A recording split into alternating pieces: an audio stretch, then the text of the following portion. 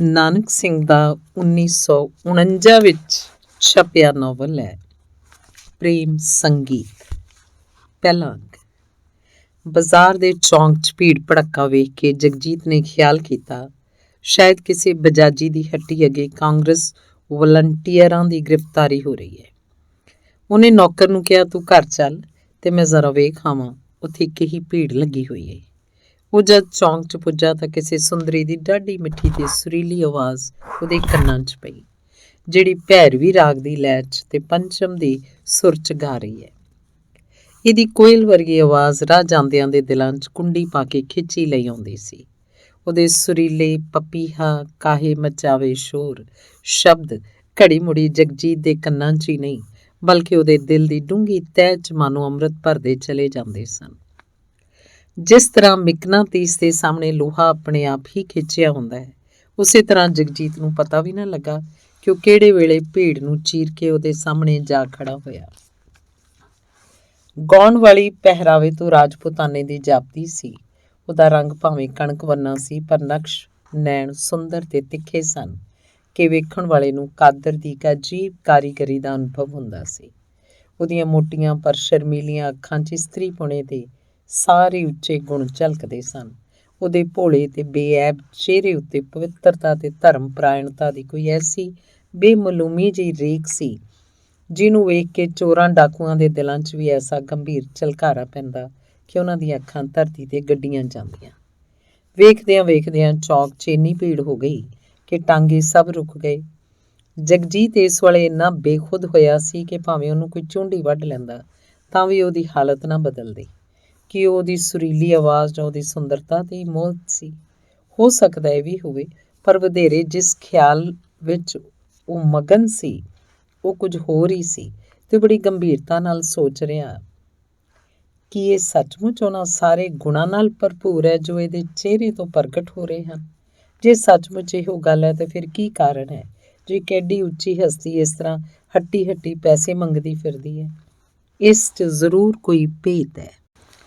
ਇੰਨੇ ਨੂੰ ਉਹਦੀ ਨਜ਼ਰ ਗਾਉਣ ਵਾਲੀ ਦੇ ਬੁੱਢੇ ਸਾਥੀ ਤੇ ਪਈ ਜਿਹੜਾ ਇਸ ਵਾਇਲਨ ਵਜਾ ਰਿਹਾ ਸੀ।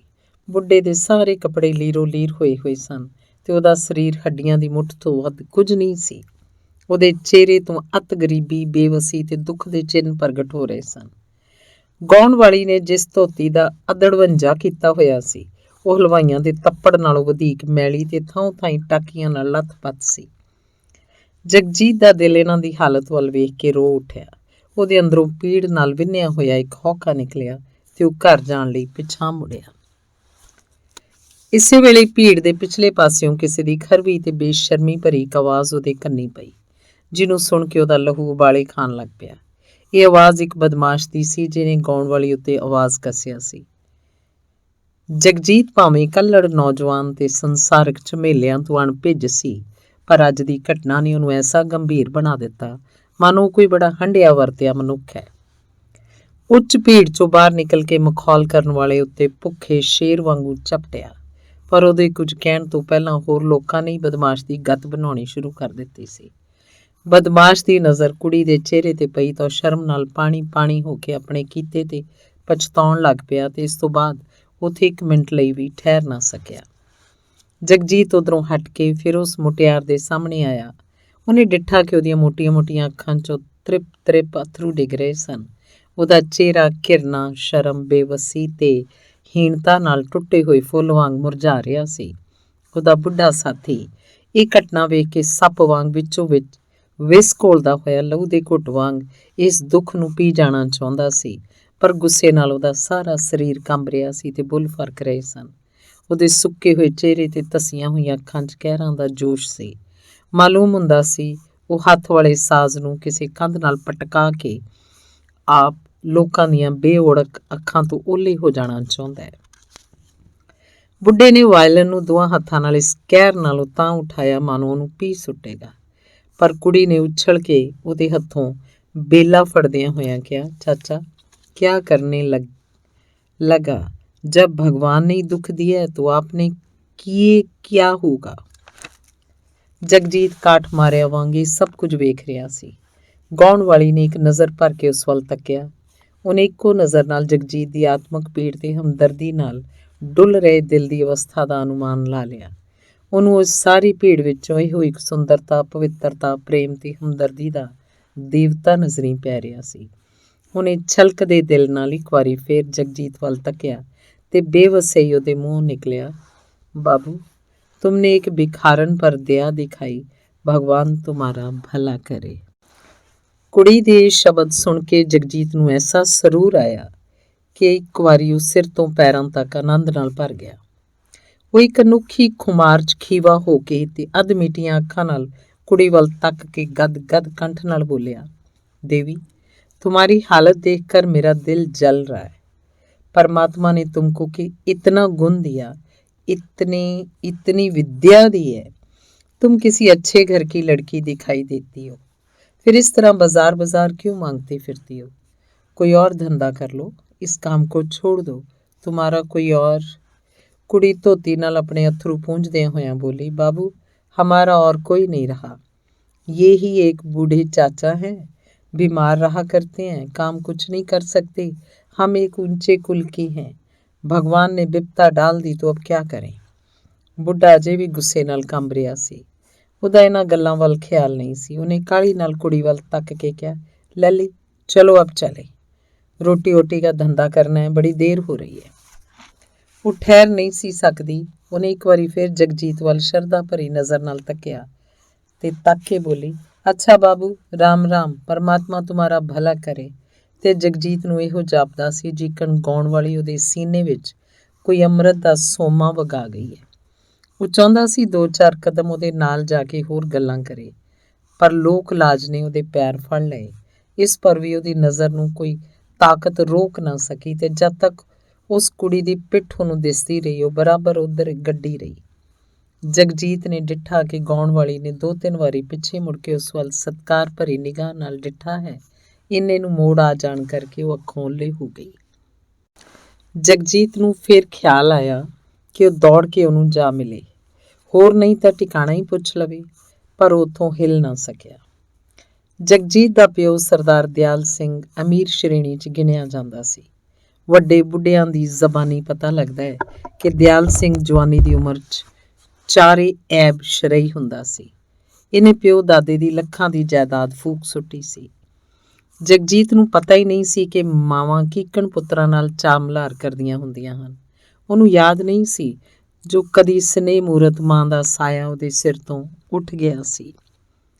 ਕਦੇ ਕਦੇ ਜਦ ਜਗਜੀਤ ਦਾ ਪਿਓ ਉਹਦੀ ਮਾਂ ਨੂੰ ਯਾਦ ਕਰ ਕਰਕੇ ਹੌਕਾ ਭਰਦਾ ਸੀ ਤਾਂ ਜਗਜੀਤ ਪੁੱਛਦਾ ਸੀ, ਬਾਪੂ ਜੀ, ਮੇਰੀ ਮਾਂ ਕਿੱਥੇ ਹੈ? ਅੱਗੋਂ ਉੱਤਰ ਮਿਲਦਾ, ਕਾਕਾ, ਤੂੰ ਅਜੇ 3 ਵਰ੍ਹਿਆਂ ਦਾ ਸੈਂ ਜਦੋਂ ਮਰ ਗਈ ਸੀ। ਪੁੱਤਰ ਦੇ ਮੋਹ ਕਰਕੇ ਜਾਂ ਖਬਰੇ ਕਿਸੇ ਹੋਰ ਵਜ੍ਹਾ ਕਰਕੇ ਦਿਆਲ ਸਿੰਘ ਕਹਿੰਦਾ ਜੇ ਪਿਛਲੇ ਪਾਸਿਓਂ ਉਹਦਾ ਇੱਕ ਗੂੜਾ ਦੋਸਤ ਜਸਵੰਤ ਸਿੰਘ ਉਹਦੇ ਸਾਹਮਣੇ ਨਾ ਆ ਜਾਂਦਾ। ਜਸਵੰਤ ਸਿੰਘ ਪੁੱਤਰ ਦੇ ਮੋਹ ਕਰਕੇ ਜਾਂ ਖਬਰੇ ਕਿਸੇ ਹੋਰ ਵਜ੍ਹਾ ਕਰਕੇ ਦਿਆਲ ਸਿੰਘ ਨੇ ਹੋਰ ਵਿਆਹ ਨਹੀਂ ਸੀ ਕਰਾਇਆ। ਉਹਨੇ ਵਪਾਰ 'ਚੋਂ ਚੰਗਾ ਪੈਸਾ ਕਮਾ ਲਿਆ ਸੀ ਤੇ ਹੁਣ ਪਿਛਲੀ ਉਮਰ ਬੜੇ ਆਰਾਮ ਨਾਲ ਕੱਟ ਰਿਹਾ ਸੀ। ਜਗਜੀਤ ਜਦ ਰੋਟੀ ਖਾ ਕੇ ਬੈਠਕ 'ਚ ਜਾ ਕੇ ਲੰਮਾ ਪਿਆ ਤਾਂ ਉਹਨੂੰ ਇਉਂ ਮਾਲੂਮ ਹੁੰਦਾ ਸੀ ਜਿਕਣ ਉਹਦੇ ਦਿਲ ਨੂੰ ਕੋਈ ਚੀਜ਼ ਥੱਲੇ ਹੀ ਥੱਲੇ ਖਿੱਚੀ ਲਈ ਜਾ ਰਹੀ ਹੈ। ਉਹਨੂੰ ਘੜੀ ਮੁੜੀ ਇੱਕ ਹੁਲਾਰਾ ਜਿਹਾ ਆਉਂਦਾ, ਦਿਲ 'ਚ ਗੁਦਗੁਦੀ ਜਿਹੀ ਹੁੰਦੀ ਤੇ ਫਿਰ ਦਿਲ ਥੱਲੇ ਥੱਲੇ ਜਾਣ ਲੱਗ ਪੈਂਦਾ। ਉਹਦੇ ਦਿਮਾਗ 'ਚ ਉਹੀ ਪਪੀਹਾ ਕਾਹੇ ਮਚਾਵੇ ਸ਼ੋਰ ਗੂੰਜ ਰਿਹਾ ਸੀ। ਉਹਨੇ ਕੰਨ ਇੱਕ ਵਾਰੀ ਫਿਰ ਉਸੇ ਸਵਰਗੀ ਦੇਵੀ ਦੀ ਆਕਾਸ਼ਬਾਣੀ ਸੁਣਨ 'ਚ ਉਤਾਵਲੇ ਹੋ ਰਹੇ ਸਨ। ਅੱਖਾਂ ਅੱਗੇ ਗਾਉਣ ਵਾਲੀ ਦੀ ਉਹੀ ਮੋਹਣੀ ਮੂਰਤ ਸਾਮਰ ਤੱਕ ਖੜੀ ਦਿਸ ਰਹੀ ਸੀ। ਫਿਰ ਉਹ ਸੋਚਦਾ, ਇੱਕ ਰਾਹ ਜਾਂਦੀ ਭਿਖਾਰਨ ਲਈ ਮੇਰੇ ਦਿਲ 'ਚ ਇੰਨੀ ਹਮਦਰਦੀ ਕਿਉਂ ਪੈਦਾ ਹੋ ਗਈ ਹੈ? ਇੰਨਾ ਮੋਹ ਤਾਂ ਸਕੀਆਂ ਭੈਣਾਂ ਲਈ ਵੀ ਕਿਸੇ ਦਿਲ 'ਚ ਨਹੀਂ ਉਪਜਦਾ। ਇਸ ਤੋਂ ਬਾਅਦ ਝੱਟ ਹੀ ਉਹਦਾ ਇਹ ਖਿਆਲ ਦੂਸਰੀ ਸ਼ਕਲ ਫੜ ਜਾਂਦਾ। ਨਹੀਂ, ਮੈਂ ਗੁਸਤਾਖੀ ਕਰ ਰਿਹਾ। ਉਹ ਸਾਖਿਆਤ ਦੇਵੀ ਸੀ। ਜ਼ਾਤ ਦੀ ਕੀ ਗੱਲ ਹੈ ਕਿ ਛੋਟੀ ਜ਼ਾਤ ਦੀਆਂ ਕੁੱਖਾਂ ਵੱਡੀਆਂ ਹਸਤੀਆਂ ਨੂੰ ਜਨਮ ਨਹੀਂ ਦੇ ਸਕਦੀਆਂ? ਉਹ ਮੈਂ ਕਿੰਨੀ ਭੁੱਲ ਕੀਤੀ। ਉਹਦਾ ਥਾਂ ਟਿਕਾਣਾ ਹੀ ਪੁੱਛ ਲੈਂਦਾ, ਪਰ ਅਜੇ ਵੀ ਤਾਂ ਉਹ ਇਸੇ ਸ਼ਹਿਰ 'ਚ ਹੈ, ਮੈਂ ਕੋਸ਼ਿਸ਼ ਕਰਾਂ ਤਾਂ ਲੱਭ ਸਕਦਾ। ਉਹ ਝੱਟ ਉੱਠ ਕੇ ਬਾਹਰ ਨਿਕਲ ਗਿਆ। ਉਹਨੇ ਜਾ ਕੇ ਸ਼ਹਿਰ ਦੀ ਨੁੱਕਰ ਫੋਲਣੀ ਸ਼ੁਰੂ ਕੀਤੀ। ਧਰਮਸ਼ਾਲਾ, ਸਰਾਵਾਂ, ਗਲੀਆਂ, ਬਾਜ਼ਾਰ, ਬਾਗ, ਕੁੱਲ ਥਾਵਾਂ ਢੂੰਡੀਆਂ, ਪਰ ਗਾਉਣ ਵਾਲੀ ਦਾ ਕੋਈ ਪਤਾ ਨਾ ਲੱਗਾ। ਜਿਸ ਚੌਂਕ 'ਚ ਕੁੜੀ ਨੇ ਅੱਜ ਗਾਇਆ ਸੀ, ਉੱਥੋਂ ਦੇ ਲੋਕਾਂ ਪਾਸੋਂ ਪੁੱਛ ਕੀਤੀ। ਜਿਨੀ ਥਾਈਂ ਰਾਤ ਨੂੰ ਮੰਗਤੇ ਲੋਕ ਟਿਕਿਆ ਕਰਦੇ ਸਨ, ਉਹ ਸਾਰੇ ਢੂੰਡ ਮਾਰੇ, ਪਰ ਇੱਕ ਪਰਦੇਸਨ ਮੰਗਤੀ ਬਾਬਤ ਕੋਈ ਕੀ ਜਾਣੇ, ਜਦ ਕਿ ਸ਼ਹਿਰਾਂ 'ਚ ਵਣ ਦੀ ਲੱਕੜੀ ਇਕੱਠੀ ਹੋਈ ਹੁੰਦੀ ਹੈ। ਫਿਰ ਮੰਗਤਿਆਂ ਦਾ ਤਬਕਾ, ਜਿਨ੍ਹਾਂ ਦਾ ਥਾਂ ਨਾ ਥੇ। ਉਸ ਤੋਂ ਬਾਅਦ ਕਈ ਦਿਨ ਸਾਰਾ ਦਿਨ ਉਹਨੂੰ ਢੂੰਡਦਾ ਫਿਰਿਆ, ਪਰ ਵਿਅਰਥ। ਬਰਸਾਤ ਦਾ ਮੌਸਮ ਸੀ ਤੇ ਇੱਕ ਦਿਨ ਦੀ ਗੱਲ ਹੈ, ਅੰਮ੍ਰਿਤ ਵੇਲੇ ਜਗਜੀਤ ਕੰਪਨੀ ਬਾਗ 'ਚ ਟਹਿਲ ਰਿਹਾ ਸੀ। ਇੱਕ ਦਰਖਤ ਹੇਠਾਂ ਡੱਠੀ ਹੋਈ ਬੈਂਚ ਪਰ ਜਾ ਬੈਠਾ। ਉਹਦੇ ਹੱਥ 'ਚ ਸਕੂਲ ਦੀ ਕੋਈ ਕਿਤਾਬ ਸੀ ਤੇ ਸਬਕ ਯਾਦ ਕਰ ਰਿਹਾ ਸੀ। ਇਸ ਵੇਲੇ ਪੂਰੇ ਦੀ ਹਵਾ ਰੁਮਕ ਰਹੀ ਸੀ ਤੇ ਆਕਾਸ਼ 'ਚ ਬੱਦਲਾਂ ਦੀ ਘਟਾ ਛਾਈ ਹੋਈ ਸੀ। ਇੰਨੇ ਨੂੰ ਦਰਖਤ ਦੀ ਇੱਕ ਟਹਿਣੀ ਤੋਂ ਆ ਰਹੀ ਪਪੀਹੇ ਦੀ ਪੀ ਆਵਾਜ਼ ਨੇ ਉਹਦਾ ਧਿਆਨ ਕਿਤਾਬ ਵੱਲੋਂ ਖੇਡ ਦਿੱਤਾ। ਉਹਨੂੰ ਇਸ ਤਰ੍ਹਾਂ ਮਾਲੂਮ ਹੋਇਆ ਜਿਕਨ ਇਸ ਆਵਾਜ਼ ਨੇ ਉਹਦੇ ਦਿਲ ਦੀ ਕਿਸੇ ਦਬੀ ਹੋਈ ਅੱਗ ਨੂੰ ਫੋਲ ਸੁੱਟਿਆ। ਝੱਟ ਹੀ ਉਹਦੇ ਕੰਨਾਂ 'ਚ ਫਿਰ ਉਹੀ ਪਪੀਹਾ ਕਾਹੇ ਮਚਾਵੇ ਸ਼ੋਰ ਉਸੇ ਪੰਚਮ ਦੀ ਸੁਰ 'ਚ ਗੂੰਜਣ ਲੱਗ ਪਿਆ। ਜਿਸ ਤਰ੍ਹਾਂ ਕੁਪੱਥ ਕਰਨ ਨਾਲ ਕਿਸੇ ਰੋਗੀ ਦਾ ਘਟ ਚੁੱਕਾ ਰੋਗ ਉਹਨੂੰ ਮੁੜ ਨਵੇਂ ਸਿਰੇ ਆ ਘੇਰਦਾ ਹੈ ਤੇ ਮੁੜ ਕੇ ਉਹਦਾ ਹਟਣਾ ਲਗਭਗ ਅਸੰਭਵ ਹੋ ਜਾਂਦਾ ਹੈ, ਉਸੇ ਤਰ੍ਹਾਂ ਜਗਜੀਤ ਦੇ ਦਿਲ 'ਚ ਪਪੀਹੇ ਦੀ ਆਵਾਜ਼ ਨੇ ਉਸ ਗਾਉਣ ਵਾਲੀ ਦੀ ਯਾਦ ਇੱਕ ਵਾਰੀ ਫਿਰ ਸੱਜਰੀ ਕਰ ਦਿੱਤੀ। ਉਹੀ ਕਰੁਣਾ ਮੂਰਤ, ਉਹ ਰੂਹਾਨੀ ਦੇਵੀ ਉਹਦੀਆਂ ਅੱਖਾਂ ਅੱਗੇ ਫਿਰ ਰਹੀ ਸੀ। ਕਾਸ਼ ਮੈਂ ਉਸ ਵਿਚਾਰੀ ਦੁਖੀਆ ਦੀ ਕੋਈ ਸਹਾਇਤਾ ਕਰ ਸਕਦਾ। ਇਹ ਖਿਆਲ ਨਵੇਂ ਸਿਰੇ ਜਗਜੀਤ ਨੂੰ ਸਤਾਉਣ ਲੱਗਾ। ਫੁੱਲਾਂ, ਪੰਖੜੀਆਂ, ਪੱਤਰਾਂ ਤੇ ਟਹਿਣੀਆਂ, ਹਰ ਇੱਕ ਚੀਜ਼ 'ਚ ਉਹਨੂੰ ਗਾਉਣ ਵਾਲੀ ਦਾ ਮਧੁਰ ਰਾਗ ਸੁਣਾਈ ਦੇਣ ਲੱਗਾ। ਉਹਦੇ ਦਿਲ ਦੀ ਘਬਰਾਹਟ ਪਲ ਪਲ ਵੱਧਦੀ ਜਾਂਦੀ ਸੀ। ਉਹ ਫਿਰ ਕਿਤਾਬ ਫੋਲ ਕੇ ਸਬਕ ਯਾਦ ਕਰਨ 'ਚ ਰੁੱਝ ਗਿਆ ਤਾਂ ਜੋ ਦਿਲ ਕਿਸੇ ਤਰ੍ਹਾਂ ਹੋਰਥੇ ਪਵੇ, ਪਰ ਕਿਤਾਬ ਦੇ ਵਰਕੇ ਉੱਤੇ ਉਹਦੀ ਐਸੀ ਨਜ਼ਰ ਵੱਜੀ ਕਿ ਅੱਧਾ ਘੰਟਾ ਬੀਤ ਜਾਣ ਤੇ ਵੀ ਉਹਨੇ ਵਰਕਾ ਉਥੱਲਣ ਦਾ ਨਾਮ ਨਾ ਲਿਆ। ਅਜੇ ਪਤਾ ਨਹੀਂ ਹੋਰ ਕਿੰਨਾ ਚਿਰ ਉਹ ਇਸੇ ਸਮਾਧੀ 'ਚ ਜੁੜਿਆ ਰਹਿੰਦਾ ਜੇ ਪਿਛਲੇ ਪਾਸਿਓਂ ਉਹਦਾ ਇੱਕ ਹੋਰ ਗੂੜਾ ਦੋਸਤ ਜਸਵੰਤ ਸਿੰਘ ਉਹਦੇ ਸਾਹਮਣੇ ਨਾ ਆ ਜਾਂਦਾ। ਜਸਵੰਤ ਸਿੰਘ ਬਿਲਕੁਲ ਸਿਰ ਤੇ ਆ ਗਿਆ, ਪਰ ਜਗਜੀਤ ਨੂੰ ਕੋਈ ਪਤਾ ਨਹੀਂ ਕਿ ਜਸਵੰਤ ਸਿੰਘ ਦੀ ਹੈਰਾਨੀ ਹੱਦੋਂ ਵੱਧ ਗਈ ਜਦੋਂ ਉਹਨੇ ਡਿੱਠਾ ਜਗਜੀਤ ਨੇ ਕਿਤਾਬ ਉਲਟੀ ਫੜੀ ਹੋਈ ਹੈ। ਇੰਨੀ ਡੂੰਘੀ ਸੋਚ, ਮੈਨੂੰ ਆਏ ਨੂੰ 10 ਮਿੰਟ ਹੋ ਗਏ ਨੇ, ਪਰ ਅਜੇ ਤੱਕ ਸਮਾਧੀ ਨਹੀਂ ਖੁੱਲੀ। ਤੇ ਫਿਰ ਕਿਤਾਬ ਦੀ ਉਲਟੀ ਫੜੀ ਹੋਈ ਜਸਵੰਤ ਨੇ ਕਿਹਾ। ਜਗਜੀਤ ਨੇ ਛੇਤੀ ਨਾਲ ਕਿਤਾਬ ਵੱਲ ਨਿਗਾਹ ਮਾਰੀ। ਇਹ ਪੁੱਠੀ ਵੇਖ ਕੇ ਉਹ ਬੜਾ ਸ਼ਰਮਿੰਦਾ ਹੋਇਆ ਤੇ ਆਪਣੀ ਬੇਅਕਲੀ ਤੇ ਉਹਨੂੰ ਬੜਾ ਗੁੱਸਾ ਆਇਆ। ਉਹਨੇ ਉੱਠ ਕੇ ਜਸਵੰਤ ਸਿੰਘ ਦਾ ਸਵਾਗਤ ਕੀਤਾ। ਸੁੱਖ ਸੰਦ ਪੁੱਛਣ ਤੋਂ ਬਾਅਦ ਉਹਨੂੰ ਆਪਣੇ ਪਾਸ ਬਿਠਾਇਆ। ਇਸ ਜੋੜੀ ਦਾ ਆਪੋ 'ਚ ਇੰਨਾ ਪ੍ਰੇਮ ਸੀ ਕਿ ਇੱਕ ਦੂਜੇ ਨੂੰ ਵੇਖੇ ਬਿਨਾਂ ਇਹਨਾਂ ਨੂੰ ਰੋਟੀ ਸੰਘੋਂ ਨਹੀਂ ਸੀ ਉਤਰਦੀ। ਜਸਵੰਤ ਨੇ ਫੇਰ ਪੁੱਛਿਆ, ਪਰ ਸਰਦਾਰ ਹੋ ਰਹੀ ਅੱਜ ਕਿਹੜੇ 95 ਦੇ ਫੇਰ ਵਿੱਚ ਪਏ ਹੋਏ ਨੇ? ਮਾਲੂਮ ਹੁੰਦਾ ਅੱਜ ਕੋਈ ਖਾਸ ਮਾਮਲਾ ਹੈ। ਜਗਜੀਤ ਆਪਣੇ ਮਿੱਤਰ ਤੋਂ ਕੋਈ ਗੱਲ ਲੁਕਾ ਨਹੀਂ ਸੀ ਸਕਦਾ। ਉਹਨੇ ਉਸ ਦਿਨ ਤੋਂ ਲੈ ਕੇ ਅੱਜ ਤੱਕ ਦੀ ਸਾਰੀ ਵਾਰਤਾ ਉਹਨੂੰ ਕਹਿ ਸੁਣਾਈ। ਜਸਵੰਤ ਉਮਰ 'ਚ ਜਗਜੀਤ ਨਾਲੋਂ ਵੱਡਾ ਸੀ, ਉਂਝ ਵੀ ਚਤਰ ਸੀ। ਗੱਲ ਸੁਣ ਕੇ ਉਹਦੇ ਚਿਹਰੇ ਤੇ ਇੱਕ ਅਜੀਬ ਤਰ੍ਹਾਂ ਦੀ ਮੁਸਕਰਾਹਟ ਆਈ ਤੇ ਫਿਰ ਮਖੌਲ ਦੇ ਭਾਵ ਨਾਲ ਬੋਲਿਆ, ਛੱਡ ਯਾਰ, ਤੂੰ ਵੀ ਤਾਂ ਭੁੰਦੂ ਹੀ ਹੈ ਨਿਰਾ। ਅਖੇ 12 ਵਰੇ ਦਿੱਲੀ ਰਹੇ ਤੇ ਭਾਠੀ ਝੋਕਦੇ ਰਹੇ। ਪੜ੍ਹਿਆ ਲਿਖਿਆ ਹੋ ਕੇ ਕਿਹੜਿਆਂ ਵਹਿਣਾਂ 'ਚ ਜਾ ਪਿਆ ਹੈ। ਲੱਗਾ ਜੇ ਹੋਰ ਚੰਦ ਚੜਨ। ਏਡਾ ਮੁਹੱਬਤ ਨੇ ਔਖਾ ਕੀਤਾ ਹੋਇਆ ਹੈ ਤੇ ਵਿਆਹ ਹੀ ਕਿਉਂ ਨਹੀਂ ਕਰਾ ਲੈਂਦਾ? ਮੰਗਿਆ ਹੋਇਆ ਤਾਂ ਹੈਗਾ ਹੀ ਹੈ। ਆਪੇ ਤਾਂ ਤੂੰ ਬਾਪੂ ਹੋਰਾਂ ਨੂੰ ਕਿਹਾ ਸੀ ਜੋ ਮੈਂ BA ਪਾਸ ਕਰਨ ਤੋਂ ਪਹਿਲਾਂ ਵਿਆਹ ਨਹੀਂ ਕਰਾਉਣਾ।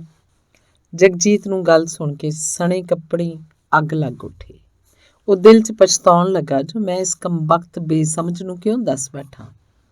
ਉਹ ਜ਼ਰਾ ਤੈਸ਼ ਚਾ ਕੇ ਬੋਲਿਆ, ਜਸਵੰਤ, ਮੈਂ ਤੈਨੂੰ ਬੜਾ ਅਕਲ ਵਾਲਾ ਤੇ ਆਪਣੇ ਨਾਲੋਂ ਸਿਆਣਾ ਸਮਝਦਾ ਸੀ, ਪਰ ਮਾਲੂਮ ਹੁੰਦਾ ਤੈਨੂੰ ਪਛਾਣਨ 'ਚ ਮੈਂ ਗਲਤੀ ਖਾਧੀ ਹੈ। ਕੀ ਤੂੰ ਮੈਨੂੰ ਇਹੋ ਜਿਹਾ ਗਿਰਿਆ ਹੋਇਆ ਆਦਮੀ ਸਮਝਦਾ? ਅੱਜ ਤੱਕ ਦੇ ਮੇਰੇ ਚਾਲ ਚੱਲਣ ਤੋਂ ਤੂੰ ਚੰਗੀ ਤਰ੍ਹਾਂ ਵਾਕਫ ਹੈ। ਅਫਸੋਸ ਤੂੰ ਮੇਰੇ ਇਸ ਕਥਨ ਨੂੰ ਕਿਸੇ ਹੋਰ ਸ਼ਕਲ 'ਚ ਵੇਖਣ ਦੀ ਕੋਸ਼ਿਸ਼ ਕੀਤੀ ਹੈ। ਕੀ ਤੇਰੇ ਖਿਆਲ 'ਚ ਸਾਰੀ ਦੁਨੀਆ ਵਿਆਹ ਕਰਾਉਣ ਲਈ ਹੀ ਮੁਹੱਬਤ ਕਰਦੀ ਹੈ? ਜਸਵੰਤ ਸਿੰਘ ਨੂੰ ਆਪਣੀ ਇਸ ਕਾਹਲੀ ਤੇ ਫਜ਼ੂਲ ਕਲਾਮੀ ਉੱਤੇ ਬੜਾ ਪਛਤਾਵਾ ਲੱਗਾ। ਉਹ ਚੰਗੀ ਤਰ੍ਹਾਂ ਜਾਣਦਾ ਸੀ ਕਿ ਜਗਜੀਤ ਹੋਰ ਮੁੰਡਿਆਂ ਵਰਗਾ ਨਹੀਂ। ਇਹਦਾ ਚਾਲ ਚੱਲਣ ਇੰਨਾ ਸੁੱਚਾ ਤੇ ਪਵਿੱਤਰ ਹੈ ਕਿ ਫਰਿਸ਼ਤੇ ਨੂੰ ਵੀ ਇਸ ਵੱਲ ਉਂਗਲ ਕਰਨ ਦਾ ਹੀਆ ਨਹੀਂ ਪੈ ਸਕਦਾ। ਉਹ ਸ਼ਰਮਿੰਦਾ ਹੋ ਕੇ ਬੋਲਿਆ, ਮਾਫ਼ ਕਰੀਂ ਜਗਜੀਤ, ਮੈਥੋਂ ਬੜੀ ਗਲਤੀ ਹੋਈ। ਮੈਂ ਆਪਣੇ ਖਿਆਲ ਮੂਜਬ ਤਾਂ ਤੇਰੇ ਭਲੇ ਦੀ ਗੱਲ ਹੀ ਸੋਚ ਕੇ ਆਖੀ ਸੀ। ਮੇਰਾ ਖਿਆਲ ਸੀ ਤੂੰ ਐਵੇਂ ਕਿਧਰੇ ਭੰਬਲ ਭੂਸਿਆਂ 'ਚ ਨਾ ਫਸ ਜਾਵੇਂ। ਗਾਉਣ ਵਾਲੀ ਦੀ ਜਿਹੜੀ ਤੂੰ ਤਾਰੀਫ ਕੀਤੀ ਹੈ, ਜੇ ਮੈਂ ਉਸ ਤੋਂ ਇਹ ਨਤੀਜਾ ਨਾ ਕੱਢਦਾ ਤਾਂ ਦੱਸ ਹੋਰ ਕੀ ਕਰਦਾ। ਜਗਜੀਤ ਨੇ ਉੱਤਰ ਦਿੱਤਾ, ਮਾਲੂਮ ਹੁੰਦਾ ਤੇਰਾ ਸ਼ੱਕ ਮੇਰੇ ਤੋਂ ਅਜੇ ਵੀ ਪੂਰੀ ਤਰ੍ਹਾਂ ਨਹੀਂ ਗਿਆ। ਇਸ ਵੇਲੇ ਸਵਾਲਾਂ ਦਾ ਜਵਾਬ ਦੇਣ ਜਾਂ ਆਪਣੀ ਨਿਰਦੋਸ਼ਤਾ ਸਾਬਤ ਕਰਨ ਲਈ ਮੈਨੂੰ ਅਜਿਹਾ ਕੋਈ ਸਬੂਤ ਵੀ ਨਹੀਂ ਦਿਸਦਾ ਜਿਹਨੂੰ ਤੇਰੇ ਅੱਗੇ ਪੇਸ਼ ਕਰਾਂ। ਅਖੀਰ ਮੇਰਾ ਇੰਨਾ ਹੀ ਕਹਿਣਾ ਹੈ ਕਿ ਉਸ ਦੀ ਸ਼ਕਲ ਵੇਖਦਿਆਂ ਹੀ ਇੱਕੋ ਦਮ ਮੇਰੇ ਦਿਲ ਵਿੱਚ ਉਹਦੀ ਹਮਦਰਦੀ ਲਬਾਲਬ ਭਰ ਗਈ ਹੈ। ਉਸ ਵਿੱਚ ਅਜਿਹੀ ਕਿਹੜੀ ਖੂਬੀ ਸੀ ਜਿਹਨੇ ਮੇਰੇ ਦਿਲ ਨੂੰ ਇੰਨੀ ਛੇਤੀ ਖਿੱਚ ਲਿਆ? ਕਹਿ ਨਹੀਂ ਸਕਦਾ, ਜਸਵੰਤ ਸਿੰਘ ਬੋਲਿਆ, ਪਰ ਮੈਂ ਹੈਰਾਨ ਹਾਂ ਕਿ ਮੰਗਤੀ 'ਚ ਇੰਨੀਆਂ ਰੂਹਾਨੀ ਖੂਬੀਆਂ ਕਿਸ ਤਰ੍ਹਾਂ ਹੋ ਸਕਦੀਆਂ।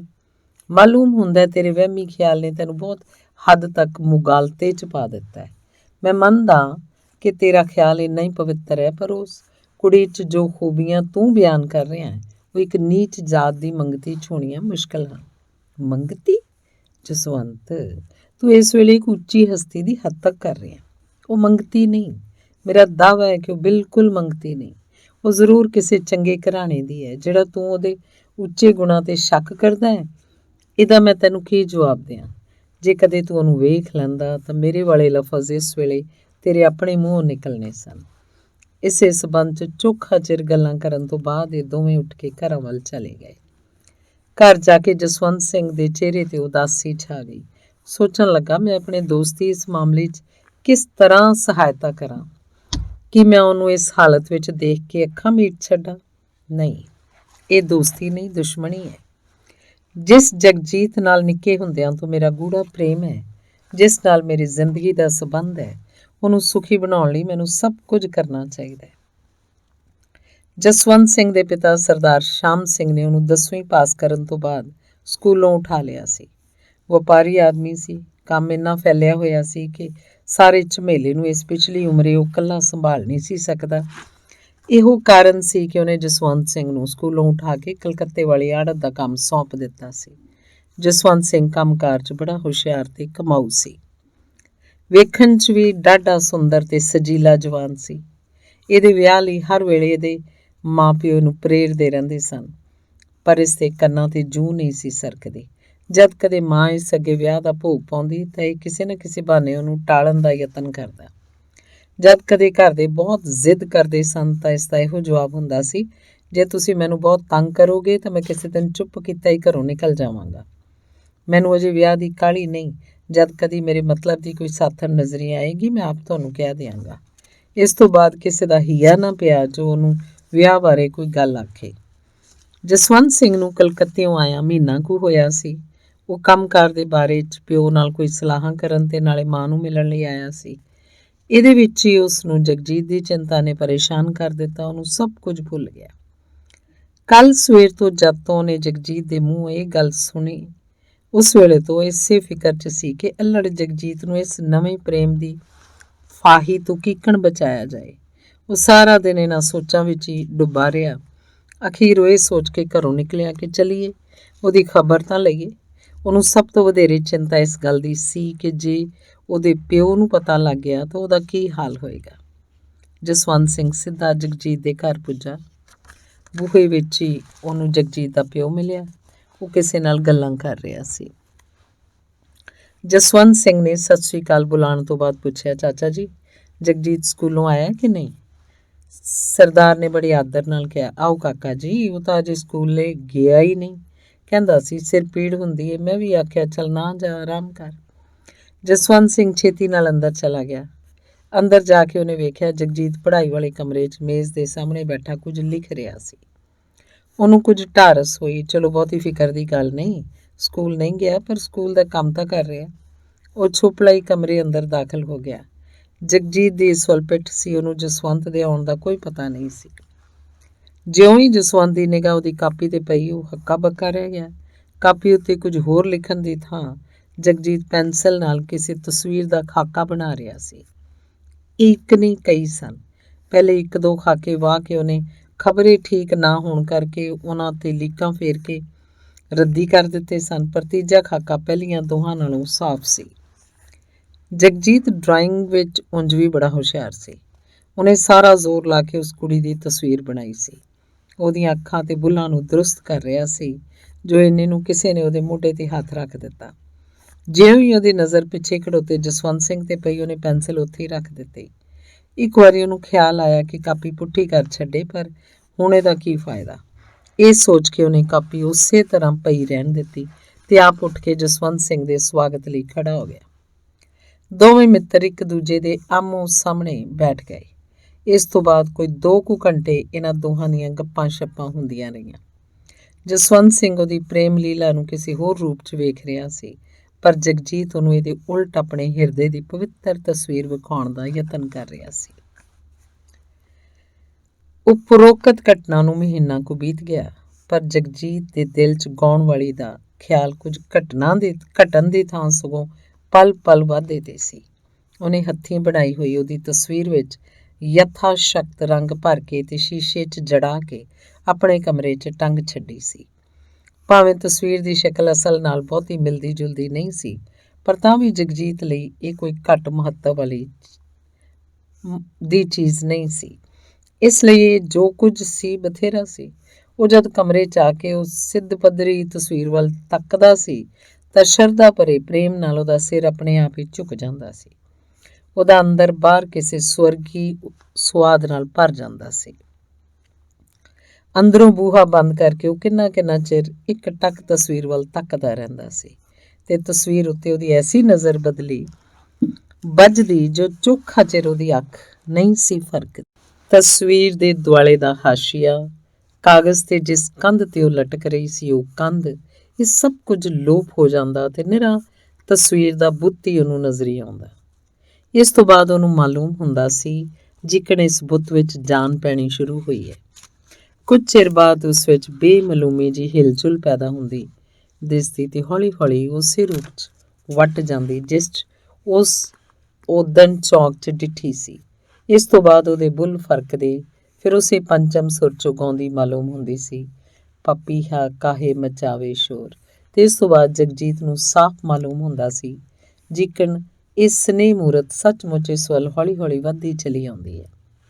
ਉਸ ਤੋਂ ਇੱਕ ਕਦਮ ਦੀ ਵਿੱਥ ਤੇ ਖੜੀ ਹੋ ਕੇ ਉਹ ਇੱਕ ਵਾਰੀ ਇਸ ਵੱਲ ਹੱਥ ਵਧਾਉਂਦੀ, ਉਹਦੀਆਂ ਅੱਖਾਂ ਇੱਕ ਪਵਿੱਤਰ ਪ੍ਰੇਮ ਦ੍ਰਿਸ਼ਟ ਉੱਤੇ ਸੁੱਟਦੀਆਂ, ਨਾਲ ਹੀ ਉਹਦੀਆਂ ਅੱਖਾਂ 'ਚੋਂ 2-4 ਮੋਟੇ ਅਥਰੂ ਡਿੱਗਦੇ, ਫਿਰ ਉਹਦੇ ਮੂੰਹੋਂ ਡਾਢਾ ਮਿੱਠਾ ਤੇ ਪਵਿੱਤਰ ਪ੍ਰੇਮ ਨਾਲ ਗੁੰਨਿਆ ਹੋਇਆ ਇਹ ਗੀਤ ਨਿਕਲਦਾ, ਪਪੀਹਾ ਕਾਹੇ ਮਚਾਵੇ ਸ਼ੋਰ।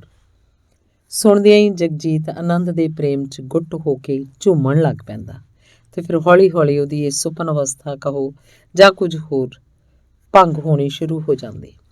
ਉਹ ਜਦ ਆਪਣੇ ਆਪੇ 'ਚ ਆਉਂਦਾ ਤਾਂ ਨਾਲ ਹੀ ਉਹਨੂੰ ਪਤਾ ਲੱਗਦਾ ਕਿ ਉਹਦੀ ਨਜ਼ਰ ਤਸਵੀਰ ਵੱਲ ਨਹੀਂ ਹੈ, ਸਗੋਂ ਧਰਤੀ ਤੇ ਹੈ। ਉਹਦਾ ਸਿਰ ਗੋਡਿਆਂ ਤੋਂ ਵੀ ਨੀਵਾਂ ਹੋ ਚੁੱਕਾ ਹੈ।